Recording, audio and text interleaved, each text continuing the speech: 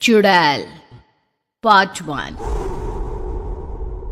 ऊंची ऊंची पहाड़ियों और घने जंगल से घिरा हुआ भैरवगढ़ गांव काली पहाड़ी के ठीक पीछे था। काली पहाड़ी यानी मौत का घर। भैरवगढ़ गांव तक पहुंचने का रास्ता बेहद दुर्गम था। लगभग 24 घंटे घने तूफान और तेज हवाओं की वजह से वहां के वीराने माहौल की कहानियां लोगों के दिलों को दहला देती थी। ऐसे बहुत कम लोग थे जो भैरवगढ़ गांव तक जाने की हिम्मत करते थे। लोगों का कहना था कि इस गांव के आसपास बुरी आत्माओं का साया मंडराता है। गांव के रहने वाले लोगों ने वैसे तो अपनी आंखों से किसी बुरी आत्मा या साये को नहीं देखा था, लेकिन गांव का बच्चा बच्चा इस बात को महसूस कर सकता था कि गांव के ऊपर कोई तो खौफनाक साया मंडरा रहा है। और उसकी वजह ये थी कि उस गांव में जैसे ही कोई लड़का 18 साल का होता, उसके 18वें जन्मदिन की रात ठीक 12 बजे अकस्मात उसकी मौत हो जाती। हर बार ये मौतें बड़े ही रहस्यमयी ढंग से होती और इस बार सरपंच सुमेर के बेटे को 18 साल होने में अब बस 15 दिन बाकी थे। अजी सुनते हैं, हमारा बेटा भी कुछ दिन बाद 18 साल का हो जाएगा। कहीं वो डायन उसे भी खा गई तो। कैसी बातें कर रही हो? जब वो इस गांव में ही नहीं है तो कोई भी डायन या बुरा साया उसका कैसे कुछ बिगाड़ सकता है? उसे कुछ नहीं होगा। हाँ जानती हूँ, आपने उसे पढ़ाई के बहाने इस गांव से बाहर निकाल शहर भेज दिया है, लेकिन ये भी तो सच है ना कि वो बार बार यहाँ आने की जिद करता रहता है। वो चाहे कितनी भी जिद कर ले जानकी, पर मैं उससे इस गांव में कभी वापस नहीं आने दूंगा। मैं नहीं चाहता कि गांव के दूसरे लड़कों की तरह मेरे बेटे की भी अजीबोगरीब ढंग से मौत हो जाए। कभी कभी तो लगता है कि हम सब गांव वालों को हिम्मत करके अपने गांव को इस बुरी आत्मा से छुड़वा लेना चाहिए। लेकिन कौन जानता है आखिर वो खतरनाक साया किसका है?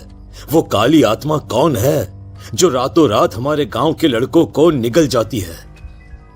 सुमेर और जानकी जब ये सारी बातें कर रहे थे तब रात के लगभग 10 बज चुके थे और हर रात की तरह भैरवगढ़ गांव एक भयानक काले तूफान की आगोश में था।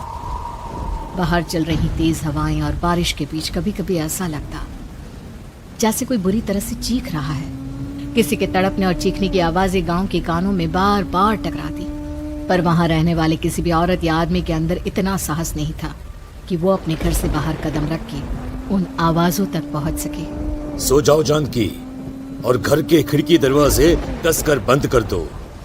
अब जानकी सब खिड़कियां ठीक से बंद करने ही लगती है कि तभी उसे अपने घर के दरवाजे पर जोर जोर से खटखटाने की आवाजें सुनाई देती है। इन आवाजों को सुनकर जानकी और सुमेर के चेहरे डर से पीले और हाथ पैर ठंडे पड़ जाते हैं। जानकी, जानकी, इतनी रात कौन होगा? पता नहीं, ऐसा लग रहा है कोई बुरी तरह से दरवाजा खटखटा रहा है। अरे हाँ, पर किसी की आवाज भी तो नहीं आ रही। क्या करूं? दरवाजा खोल लूं या नहीं? कहीं ऐसा ना हो कि किसी को हमारी मदद की जरूरत हो। लड़खड़ाते कदमों से सुमेर दरवाजे के करीब जाता है और अपने कान को दरवाजे पर रख धीरे से आवाज देते हुए पूछता है, कौन? कौन है? कौन है वहां? तभी एक बेहद डराने वाली आवाज उसके कानों से टकराती है। दरवाजा खोलो, दरवाजा खोलो, वरना आज की रात इस गांव में कोई जिंदा नहीं बचेगा। मैं जानती हूँ तुम्हारा बेटा 18 साल का होने वाला है। अगर उसकी जान की जरा भी परवाह है तो दरवाजा खोल दो। इस आवाज को सुनते ही सुमेर घबराकर पीछे हट जाता है और जानकी को पूरी बात बताता है। कहीं वो डायन हमारे घर तक तो नहीं पहुंच गई? अब हम क्या करेंगे? मुझे दरवाजा खोलना ही होगा जानकी। मेरे पास अब कोई रास्ता नहीं है। इतना कहकर सुमेर डर से अपनी दोनों आंखें कसकर बंद करता है और कांपते हाथों के साथ झटके से दरवाजा खोल देता है। तभी किसी के जोर से हंसने की आवाज सुमेर और जानकी को सुनाई देती है। उस आवाज को सुन दोनों दरवाजे की तरफ देखते हैं और सामने अपने बेटे राहुल को खड़ा देख दंग रह जाते हैं। राहुल के हाथ में उसका मोबाइल होता है जिसमें से वो आवाज बज रही थी। ये क्या मजाक है? और तू यहाँ, तुझे मना किया था ना गांव में आने को, समझ में नहीं आता क्या? 18 साल का होने वाला है तू। माँ, आप लोग भी पता नहीं किन अंधविश्वास भरी बातों पर भरोसा करते हैं। क्या मैं अपने घर नहीं आ सकता? आप लोगों से नहीं मिल सकता?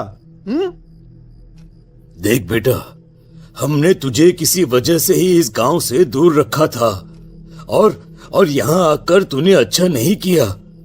चल चल चल, मैं तुझे अभी के अभी वापस शहर छोड़कर आता हूं।